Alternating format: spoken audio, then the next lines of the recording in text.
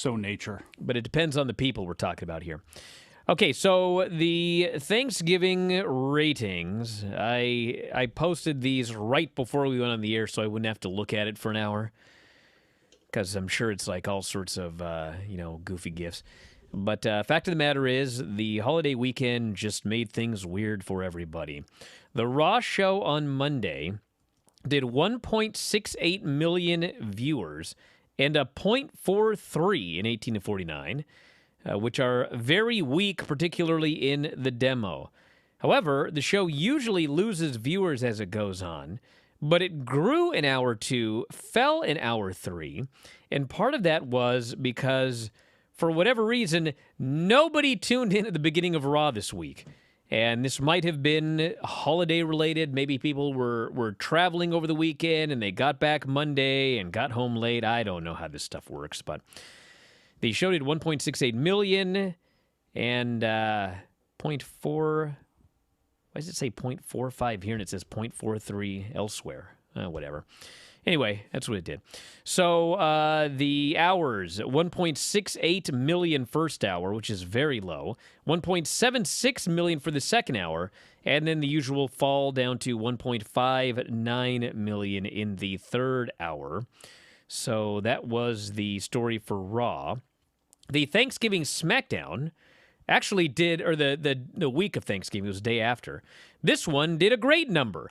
2.149 million viewers, up 4.1%, highest viewership since October 29.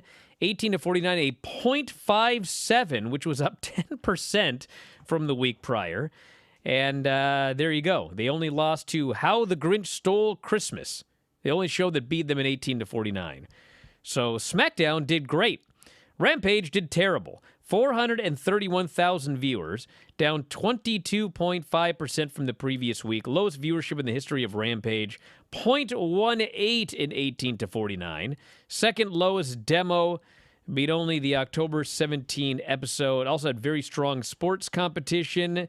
College football and college basketball, 2.7 and 2.8 million respectively on ESPN. Viewership down across all age groups. Not good for Rampage. It was still better than Poor Impact. Although I don't know if I can say Poor Impact because of viewers. And a .02 in 18 to 49. So those are your Impact numbers. That's what Thanksgiving does, everybody. There's good and there's bad. Although it was mostly bad except for SmackDown for whatever reason. Wrestle You're House. back. What? I had to mute you because of the drinking into the mic, but go ahead. What are you talking about? I mean, we all watched it. It was on the video, but go ahead. Tell us about SmackDown viewership.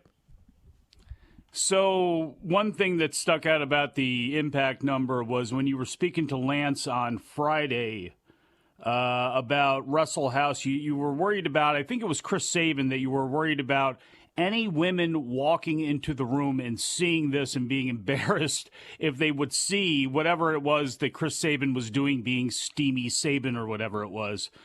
If you look at the demo numbers, unfortunately, and look, it's a small sample size, which I think makes everything a lot more volatile, if I'm not mistaken, but there were under 1,000 women 18 to 34 watching that show, so you didn't have to worry about embarrassing that set. At least nobody would have seen it. It was a surprise to see the number, and I guess that means it's under 1,000 because it comes up as a 0. So I'm sure there was one female somewhere in North America watching that show that was between the ages of 18 and 34. But when you look at those numbers, and again, it was Thanksgiving, it was Wrestle House, it's Impact Network, all that sort of stuff. It was a cringeworthy number, although, I mean, in their world, I'm not sure how seriously you can truly take those numbers. It's like MLW on BN. I mean, you're happy to have an outlet to do something, and you just try to cobble away the best you can. You know, last week we were reviewing the AEW show on Wrestling Observer Radio, and you may remember this segment where I said, you know, Dave, they talked for 18 minutes. I don't think we need to go over all of it. And then he went over all of it. So anyway, that video went up on YouTube, And that 8-minute and 29-second video has 54,000 views right now. So more people viewed that than viewed Wrestle House on Access Television on Thursday night. To put this all into perspective right here. Not a good number at all. But you know what? It was Thanksgiving, so that's what happens. All right.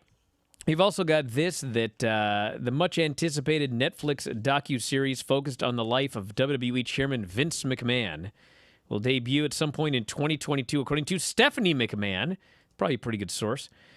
Speaking at a March of Dimes event, she revealed the news, but the timing of the release is to be determined. I am equally parts excited and really nervous, she said. I don't know what it's going to say, but it's going to capture his life and his story, which so richly deserves to be told, she said. The Ringer's Bill Simmons is an executive producer, driving force behind the well-received Andre the Giant documentary on HBO. Chris Smith, who directed Netflix's Fyre Festival documentary, is directing and is also a producer, along with WWE Studios. Co-produced by WWE Studios, the biography of Vince McMahon. This is not to be confused with the United States of America versus Vince McMahon, which is being developed by WWE and Blumhouse Media. So, for those of you that loved Escape the Undertaker, which was on Netflix, and The Undertaker and The New Day were involved, we'll see which of these are more historically accurate. Coming up here soon. You can. I'll probably wait and see what the reviews are on it after seeing some of those A&E documentaries, which varied wildly when it came to content, but that's because they had different producers. I'm sure this is going to be very careful in how they craft the story of Vince McMahon, and the problem with that is when you are leaving the people in charge of who you're doing this documentary on, you give them final call as executive producers on the show, and they have that kind of sway. How can you truly get truth? Maybe I'll be wrong about this. You know, it's not to say that it's impossible to do. It's just there's been nothing over the years that gives me any indication that that's what WWE is going to be doing. You know, look at the whole thing about WWE against the government, for heaven's sakes. I mean, you know, for them to tell their own story, I'm sure they're going to leave a whole lot of stuff out. And it is what it is, but I guess we'll have to see, you know, if this thing ever actually comes to light as well, too. Either one of them. Oh, they're coming to light, all right. They're coming to light. But what do you think these reviews are going to be? I'll bet poor. You all right over there? What are you doing? What are you doing today? Do you not have anything to fill time with where you just decided that you were going to pluck right away on me? Well, seriously, what is it? Is this the best that you have today? Is this because you have to dress as a whale? I mean, what is it? That certainly doesn't help, but I mean, I'm going to head to a break, and Mike's going to be fully hydrated when we come back from this break. I'm going to try and find a barrel. Back in a moment, Observer Live.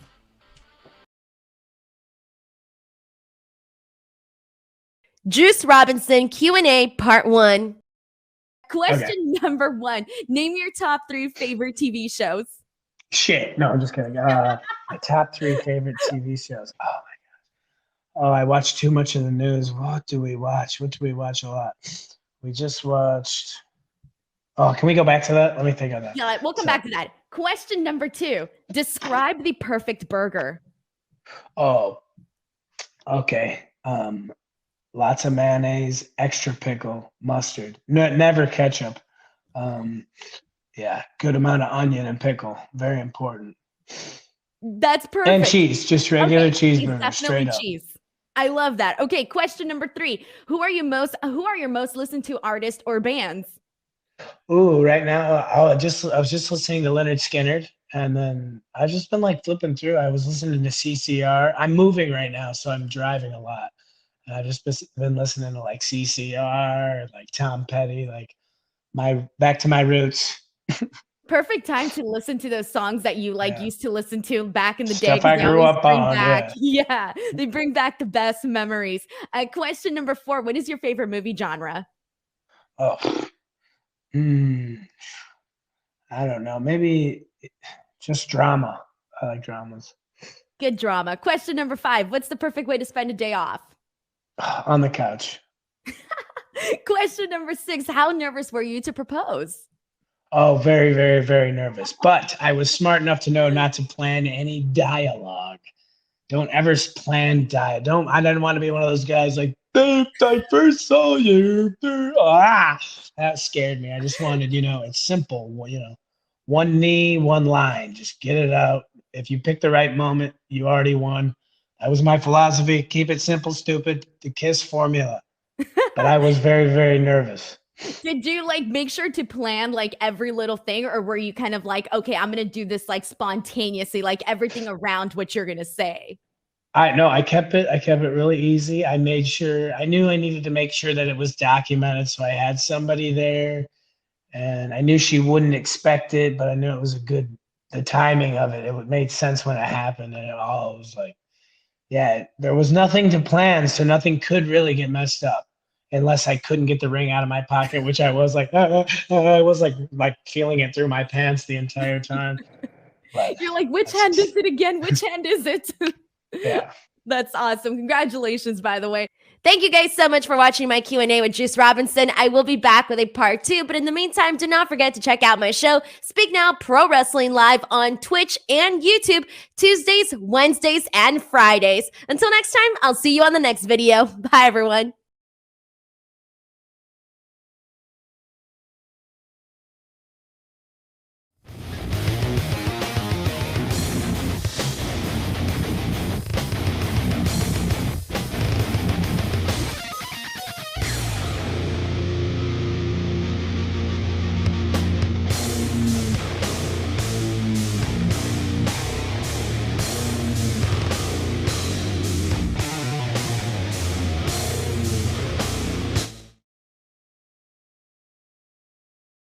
Observer Live. Mike Semper VV, also of WrestlingObserver.com, is here as well. Totally forgot we need to talk about NXT. Maybe that's the problem. Except I like the first hour of the show. A very good first hour of NXT. And then you'll never guess who came on screen and sank the show like the Titanic. Joe Iceberg Gacy. The absolute worst character in the history of pro wrestling. God bless the guy. Not in the history, but recent history. God bless this bloke, but the absolute ultimate go-away heat of any character that is on television in 2021. And the sad thing is, he's as far as if you compare him to the rest of the workers in NXT, he's in the upper tier. But they have given him this character. So very quickly, we had... And a character, for those who don't watch NXT 2.0, that is being positioned as a babyface. No matter how disingenuous he has been since Jump Street, we are supposed to believe that he is the babyface. No, he's the heel. He's the heel in a feud against... Wait, babyfaces in the Diamond Mine? Yeah. Or they're all babyfaces? They are now. I don't know why. Now, are they... baby faces in the realm of the NXT universe, or that's just what people have done because they're facing Joe Gacy in a large ball? Well, they may be baby faces only for this feud, but he is absolutely the heel. And the announcers bury him, and they talk about how he's a hypocrite. Joe Gacy is 100% absolutely a heel. And he did well, I'll get to that in a moment. Speaking of heels, by the way, we had the Kaylee Ray Dakota Kai ladder match where the winner, their team gets the advantage in War Games. Kaylee Ray, the babyface, versus Dakota Kai, the heel. Does anybody want to guess whether the babyface or the heel won? Well, the answer is, of course, the babyface won. Kaylee Ray beat Dakota Kai. So War Games has the babyfaces with the women advantage throughout the match. And this is not the first time that that WWE has done this for War Games. This has also been done by Vince Russo. It was also done in TNA at the bottom of the barrel period for them. And now it's being done here in WWE. And every single time that they do this, it kills the heat for the match. And then, of course, they blame the fans for not caring about the match, even though they book it completely backwards. But yeah, so the match was good. They worked very well together. It was a fun ladder match. Kaylee Ray gets to win, so the babyfaces have the advantage throughout all of War Games on Sunday. Grizzled young vets are training to be thieves. It's dumb. Cameron Grimes faced Andre Chase and beat him.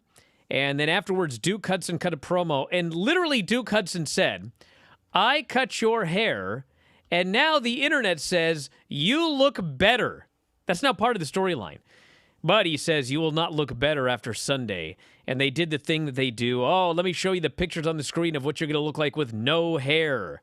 And he had a bunch of goofy Photoshops and everything like that. And hey, at least we got Cameron Grimes on this show. Something tells me it wasn't as entertaining as either seeing the mock-ups of #1 Paul Jones or Big Mama without her hair. No, of course not. And half of the mock-ups were with him having long hair. Like, they showed him with, like, one side shaved and all his hair's flowing over this way. I was like, that ain't a haircut. There's another one that had him haircut like the Beatles, you know, the bangs. That's not a haircut. It's not getting shaved in a hair match. I didn't know this was a stylist match. Is that what this is? Hairstyling versus hairstyling? Come on. Then we had the men's War Games teams coming out. They announced at the beginning of the show that Johnny Gargano had won the poll to represent his team, which, by the way, was shoot voting. He actually did win. And then she announced that the winner for the heel team was Braun Breaker, who actually is a babyface, but he's on the heel team because it's old versus young. So it's going to be Braun Breaker and Johnny Gargano in the main event here tonight. Is Braun Breaker an actual babyface? Did they establish him as anything? Because initially, early on when I was watching, they kind of just left it up in the air. It was this young blue chip guy who was kind of a badass that it seemed to be was kind of going to be the heel with Ciampa, but also had all the tendencies of acting like a heel. But the fans, obviously, because of who he is, took to him as a babyface. Well, they put him on this team, but the fans still cheer for him. They chant his name. They all know he's the son of Rick Steiner. They bark at him. I mean, to me, he is undoubtedly a babyface. But it's NXT, so who knows? LA Knight is a babyface because he's on the other team here or something like that. It's just bizarre. He's still not a Steiner. All the gifts that they're, putting out there in WWE and NXT, branded tweets and IGs and stuff like that. He's doing the Scott Steiner pump up kiss of the, and all that sort of stuff. Dude, it's like, if you're going to continue to make references like this, I mean, I get it. It's for trademark purposes, but it's almost like, just say that. If you're going to continue to draw these lines, at least give some of these people something to tie it to. They called him the big bad booty nephew. Oh, come on. Like, it's not a secret. They're just not allowed to say it. Just like you can't say someone's getting a title match. Like, everybody knows what a championship opportunity is, but they won't let you call it a title match. So, him being the son of Rick Steiner, that is the story, but you're not allowed to use those words. You have to use every word except those words, just like everything else they do. MSK finally showed up at the shaman's house, but we don't see who he is. We have to wait till next week. Kyle O'Reilly and Von Wagner beat Legado del Fantasma. Match was fine. I mean, it was mostly Kyle O'Reilly. They don't have Von Wagner do much except stand there, do a couple of power moves. I got no problem with this team. I got no problem with any of this. We had another Tiffany Stratton vignette. Her daddy gives her all the money she wants. Her daddy said she could be anything that she wanted. She only shops at places that don't have Black Friday sales or Cyber Monday sales. She's a rich bee, which actually is in her music, by the way. And she's on her way soon. And we still haven't seen her face. But we have seen every other part of her body. Because it's NXT 2.0 written by old guys. And this Joe Gacy comes out. And he says, I want to make this cruiserweight title inclusive. It shouldn't be just about small people. We don't want to be fat shaming here. We don't want to be excluding the women from this men's belt. So he says, I'm going to have a exhibition match here. I'm going to face 3 men and a woman. 2 men and a woman. 2 men and a woman. You know what I'm saying? So there's a short guy, because he says we should not discriminate against short guys. There's a woman, because we don't want to discriminate against women. And there's a heavy-set bloke, because we don't want to discriminate against heavy-set folks that could stand to lose a little weight. He's the heel, by the way. So anyway, he faces the little guy first, and he wins. Then he's going to face the woman, but of course the Diamond Mine comes out, because we actually can't have men versus women on this show. That's the irony of all of this. And so they have an argument and a kerfluffle. And anyway, they're going to have a match at the show on Sunday. Roderick Strong versus Joe Gacy for the Cruiserweight title. Yeah. We had a Solo Sikoa interview. He's mad at Boa. I don't know what's going on here. I watch the show every week. I'm baffled. Then we had Solo Sikoa versus Edris Enofi in his debut. How many debuts we're having on this show? There's a debut every week. So we have two new guys, and Edris got this long promo to tell you who he was, just so they could beat him. And then after Solo Sikoa beat him, Boa ran in and beated him. He put him in the Tongan death grip, and they also had a kerfluffle. There's so much going on. I don't know what's happening. Who is Edris Enofe? Do you know his He's real a new name? guy. Look it up. I know that, but I mean, I don't even remember anybody. I just, it's not like Stevenson's brother or somebody like that. I'm not even trying to know who this is. Bro, we had him. We had Draco Anthony. He's coming soon. Like, there's 80 guys coming soon. This is madness. Indy Hartwell is told that Dexter is missing. He's been in the hospital for like 2 weeks. He got his hand broken. So anyway, he's missing, and she's all sad. So then we had Indy Hartwell and Persia Parada. Last week they faced Casey and Caden, and the match was like a horror. Well, this week they faced Yulissa Leone and Valentina Feroz. You can imagine. Show is off the cliff at this point. How long did that go for? I don't know. Too long. And then finally the main event was Braun Breaker and Johnny Gargano in a ladder match for the advantage in War Games. And Braun Breaker at least won, so the heels have the advantage in this War Games match right here. And my question for all of you in the chat here that watch this show, might only be like 4 of you. Any of you still want to argue that Braun Breaker isn't going to be a massive star when he goes up to the main roster? This bro was excellent in this match. You know how many matches he's had now, by the way? 11. So when you watch this match and you see this guy who looks great, and he's got great poise, and he's got good promos, and he does everything that they want, and he works exactly how they want, and he's had 11 matches, are you still going to argue with me that they're going to call this guy up and mess him up? Anyway, it wasn't like... Wait. Time out. Oh, here we go. Yes. Things. Time out, son. 2 separate things there. He can be a big star for them in the realm of WWE, but they can certainly still screw him up. Bro, they could screw up Roman Reigns. But does anyone think that he's going to be like the next Keith Lee, where he gets called up and he gets like 2 weeks and then he vanishes and then he gets 1 week and then they fire him? Does anybody still think that after watching this ladder match? Anybody? Did they ever think that? Yeah, I had a big argument about that weeks ago. They insisted that I was a fool and that he would be screwed. I think even bets were made. I'd have to go back and listen.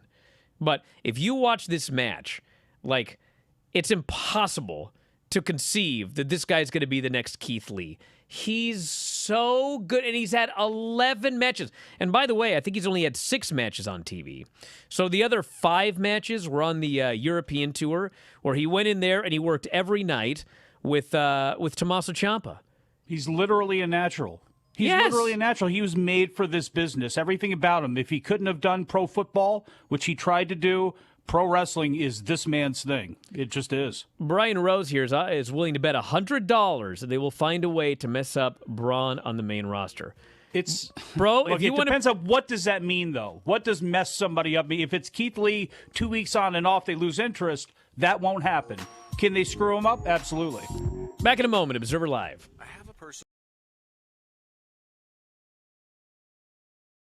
Juice Robinson Q&A Part 2. Question number 7. Best places to eat when you're on the road.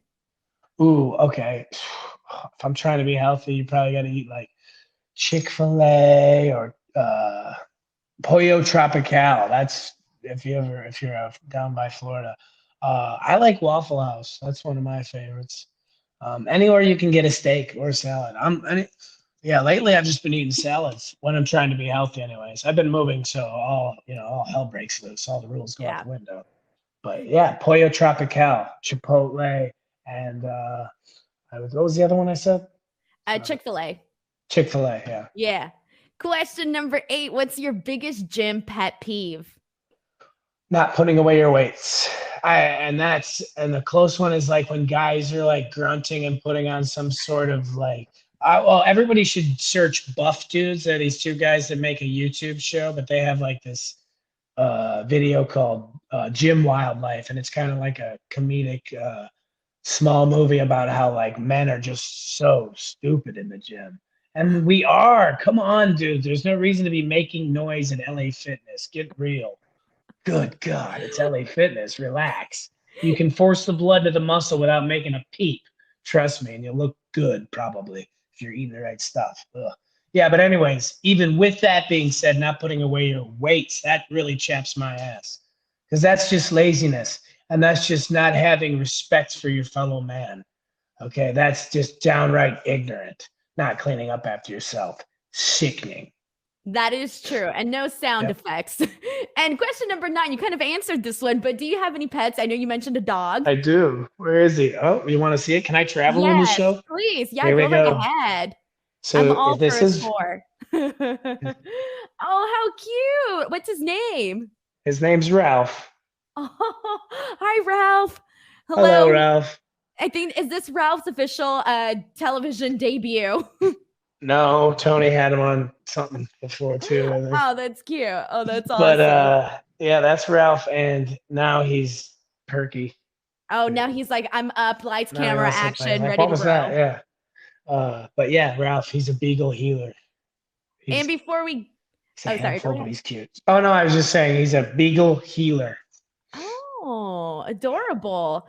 And last question number 10. Do you collect anything? I'm gonna start collecting records. I know that's not very original, but I don't really care because, I don't know. I like music, and that's a cool thing to collect because you can. And I like old music. That's the thing. So when you collect it, it's a cool decorative piece for your house. You know what I mean? You get a cool shelf, a lot of cool shelves you can get to hold records. Yeah, it's just fun. It's fun that when you have people over, throw a record on, drink, and have a couple drinks.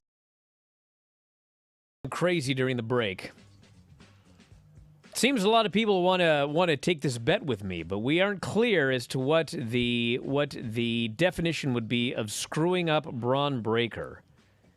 I've had people here mention, well, what about what's his name? Karrion Kross. What about Kross? Well, that would definitely be a screw up. If his career ends up like Karrion Kross, they would definitely have screwed him up. Other people will say, well, they screwed up Braun. I would not consider Braun Strowman a screw-up. Guy was champion. They pushed him for a long time. They had him in a group protected for a long time. Ultimately fired him. I would say that Braun Strowman would have been one of the successes. So what do you guys... And the other thing is, how do we do this? Like, you want me to put up $1,000 of my own money. You guys could crowdfund $1,000 of your money.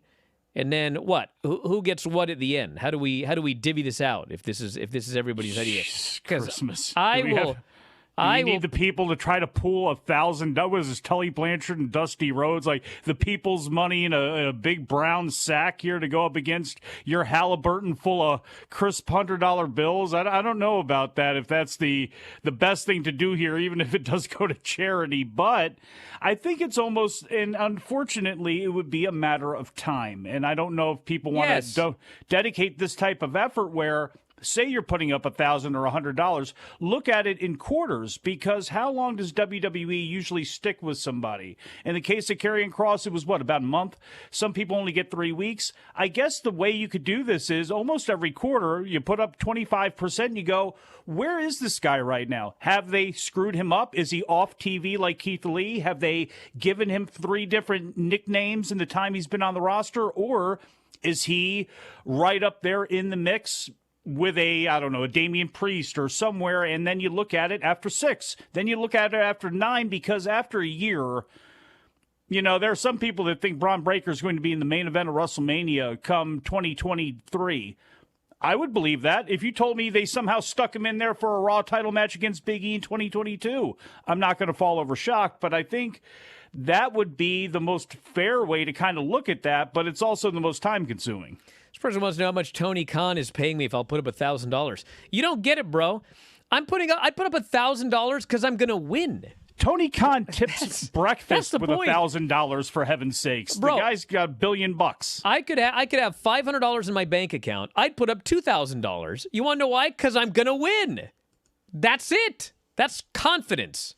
What are you going to win? Well, that's what I got to figure out. I got to figure out how am I going to get my money from these people? What if I happen to lose? How are you so confident that you're going to win with a company that, again, and I know this with Braun Breaker, but if they do the stop-start thing with him, and in their minds they're considering him a star, and you don't understand the 4D chess we're playing with him, but the rest of us look at it and go, oh, God, here we go again, does that mean he's a failure? Well, I'm going to tell you why I'm so confident.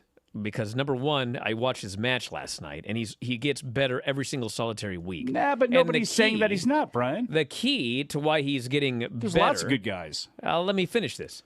The key is, let's look at the people that they have brought up and made stars, actual big-time stars on the main roster, okay? We've got folks like, and who would dispute this? Roman Reigns, right? And Charlotte Flair, right? And Bianca Belair, she's a success, right? So what do these three have in common compared to Keith Lee, for example, and Karrion Kross, and Adam Cole, who never even made it to the main roster? Like, what are the three that I named that are big-time WWE stars? What do they not have in common with your Braun Breaker or your Braun Strowmans and whatever? What do they have? Well, what they have in common is they were all handpicked from day one in developmental. They never worked anywhere else. They learned WWE style from scratch. They had the look the company was looking for, the size, and from day one, they worked and were trained to be big-time stars on the main roster. That is not any of those other names. Karrion Kross came from the Indies. Keith Lee came from the Indies. Adam Cole came from the Indies. They all have something in common. Braun Breaker did not come from the Indies. He was handpicked from day one. They taught him to speak the way they want, work the way they want. He has no bad habits they don't like. He has no lack of size. He has no lack of promo ability from a WWE standpoint. He's literally a Charlotte. He's a Roman Reigns. He's all of these guys that they groomed from day one. Unlike all of these other names that people keep mentioning. What about Cross? What about whoever? None of those guys were groomed the way that Roman Reigns and Charlotte and what's her name? I just mentioned her name. Bianca Belair. All of them. Yeah, this person the mentioned... jury's still out on Bianca Belair, dude. Well, that's the one thing that can be said. The jury is still out. There was an initial push to do this. I think she's in good shape. She's got everything that they want in someone, but she doesn't have the DNA that those other two do as far as being linked to family, which is another thing that Braun Breaker has going for him. And again, we look, not Tony Storm, but Rhea Ripley's a little bit of a different situation. But again, I'm not sold that Bianca Belair is at that level yet, even though I want her to be. I look at her that way, but is she in that rare air that Sasha and Bayley was for a short period of time, I think, and that Charlotte certainly and Becky are now? No, not even close. Yeah, but you know that's what? The type of stardom we're talking about. If I made a bet with somebody about whether or not Bianca would have made it or not on the main roster, and somebody right now tried to tell me that they won the bet because she didn't make it, like, she main evented WrestleMania. She was in the final match in the main event of WrestleMania. Like, that to me is she made it. She's a star on the main roster now. She's like not Miz. Becky during the peak, and she's not Roman Reigns. But if Braun Breaker headlines WrestleMania, even if it's a 2-night WrestleMania and he headlines one of those nights, I'm sorry, but I win that bet, not the chat. I think that's fair to headline a night of WrestleMania. Well, Miz did. Yeah, he's undoubtedly a star. He's absolutely. I don't like the guy. I don't want to see him wrestling, but like, I'm not going to sit here and argue that he's not a star. He's one of their biggest stars. Right? I guess, yeah. He's feuding with Edge. He is. He's married to Maurice, which, by the way, that's the one thing we didn't speak about yesterday. How fabulous Maurice looked. She looks fantastic. This woman had, 2 kids? 1 or 2 kids. I don't know what it is, but looks fantastic. And that was the one thing that stuck out to me about that segment was, boy, this is leading towards Miz and Maurice against Edge and Beth.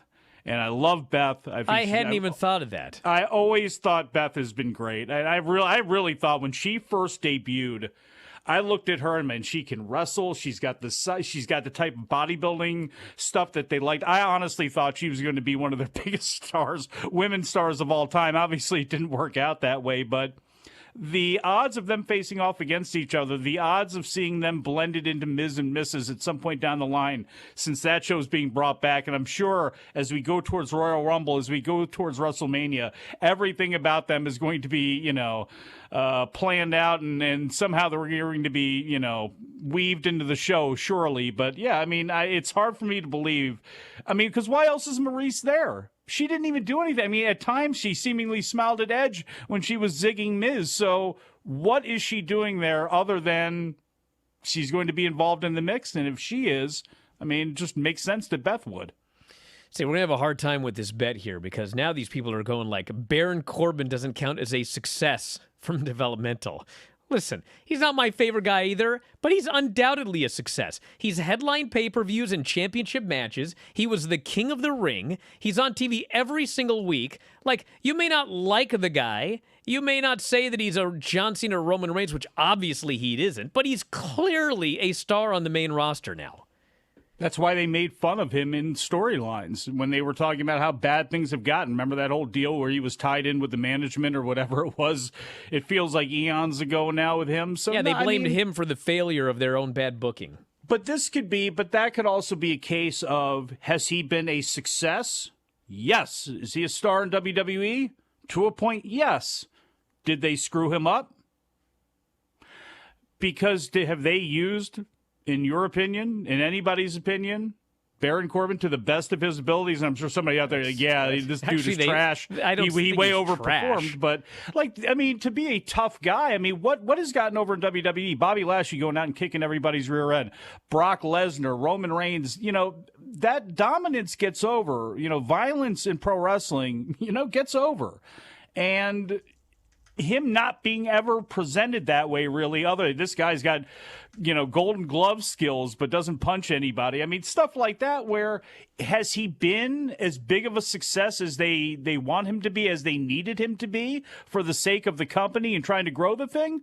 No, and that's really their fault. And again, this is where two things can absolutely be the case about Braun Breaker because, hey, they'll put a wig on anybody now, won't they? So, and again, I'm sure they were playing off the Goldberg thing, but it's one of those things where it's really difficult.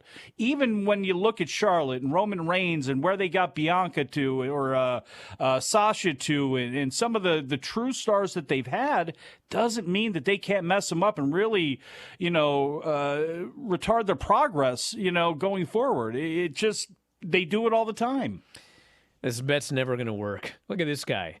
Bryan is being disingenuous. Baron Corbin draws no money. Stop this farce. That's what we're going to determine this by, who draws money. You know who draws money in WWE nowadays? The brand. John Cena. And he's the only one. Bro, listen, I'm not blaming Roman Reigns, but when that UBS arena was selling no tickets and they decided we're gonna destroy this AEW, we're going to put Roman Reigns on the show. They sold no tickets. They did 5,000 for that show. They had Roman Reigns and Edge, and Vince McMahon had been on the show the week prior, and the Big E, the champ, and all of that. Okay? John Cena is the only guy, when they had the Summer of Cena, and they added him to shows, they sold 2,000 to 3,000 extra tickets for every show that he was on. He's the only guy. So if we're going to argue that the only way that I can win is if Braun Breaker, it becomes like a draw, well, if that's your standard, then nobody makes it. Well, maybe everybody should just keep eyes on Austin Theory then, because maybe that's how we kind of judge where you move forward, because he doesn't have the DNA, but when did Gabe pick him up for Evolve? And he's feuding with Darby Allin. Again, this feels like forever ago, and it wasn't really all that long ago, but like, he is right up their alley. He looks like $1 million, got a little bit of size to him, good looking guy, young guy, all that sort of stuff. Can wrestle. I mean, there's things that he can do in the ring that I don't even think he's really had a chance to show off yet, unfortunately, but he is everything that they want, except without the bloodline. So I guess it'll be interesting to see what they do with him, give you a better idea on what they might do with Braun, maybe. Back in a moment with more Observer Live.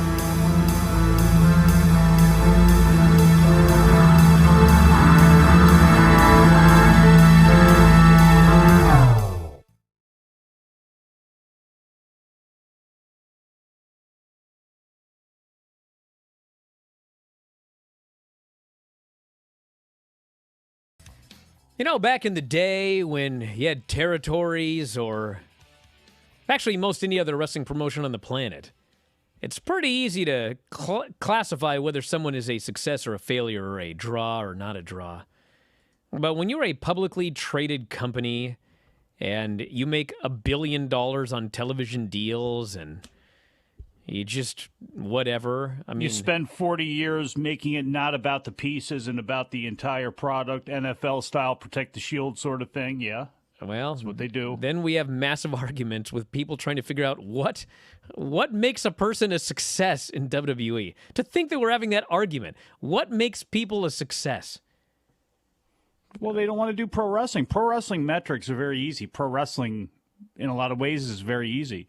They want to muddy the waters and turn things all upside down. They have people there that could be a success for people watching at home and be great for their product. They choose not to do that. There's other things that they look at and think are more important. Age and this and that and the third. And it is what it is. And to their eyes, they're a success. Look at all the money they're making. To all the people that plant the flag and that stand up for WWE. What do they always say at the end of the day? Look how much money we're making. I guess everybody's got what considers them a success, but yeah, it's kind of crazy that in pro wrestling, just somebody out there performing inside a ring, it should be very easy to figure that out, but in WWE's world, you can't. This person says, basically, as long as they don't get fired, they're a success now. I would not say that. Like, Nia was a success, right? And Braun Strowman was a success. Yeah, they ultimately got fired, but pretty much everybody gets fired at some point, except Miz and Orton. Anyway, we're out of time, everybody. We'll wrap it up for today. Check my Twitter at Bryan Alvarez. We got co-host spots and other stuff available. I didn't plug it at all today. I shoulda. But oh well, we're out of here. Thanks, Mike, as always. Callers and listeners, everybody in the studio. Talk to you tomorrow. Wrestling Observer Live.